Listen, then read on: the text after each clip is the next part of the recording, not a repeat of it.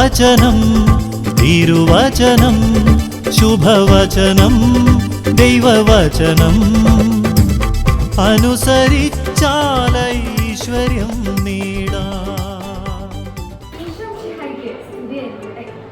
നിങ്ങൾ എന്റെ വാക്ക് കേൾക്കുകയും എന്റെ ഉടമ്പടി പാലിക്കുകയും ചെയ്താൽ നിങ്ങൾ എല്ലാ ജനങ്ങളിലും വെച്ച് എനിക്ക് ഏറ്റവും പ്രിയപ്പെട്ട എന്റെ സ്വന്തം ജനമായിരിക്കും. കാരണം ഭൂമി മുഴുവൻ എന്റേതാണ്. പുറപ്പാട് 19:5. അമ്മയുടെ വചനം എന്റെ പാദത്തിന് വിളക്കും പാതയിൽ പ്രകാശവുമാണ്. സങ്കീർത്തനം 119:105.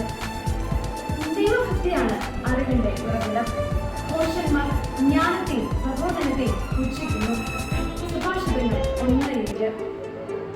നിങ്ങൾ ലോകമെങ്ങും പോയി എല്ലാ സൃഷ്ടികളോടും സുവിശേഷം പ്രസംഗിക്കുകയും. മർക്കോസ് 16:15. പിതാവ് എന്നെ അയച്ചതുപോലെ ഞാനും നിങ്ങളെ അയക്കുന്നു. യോഹന്നാൻ 20:21. ഈ ദൈവവചനങ്ങൾ നമ്മുടെ ജീവിതത്തിൽ പ്രാവർത്തികമാക്കാം. മറ്റുള്ളവർക്ക് നന്മ ചെയ്ത് നമ്മുടെ ജീവിതം ധന്യമാക്കാം. ദൈവസ്നേഹത്തിൽ നിലനിർത്താം.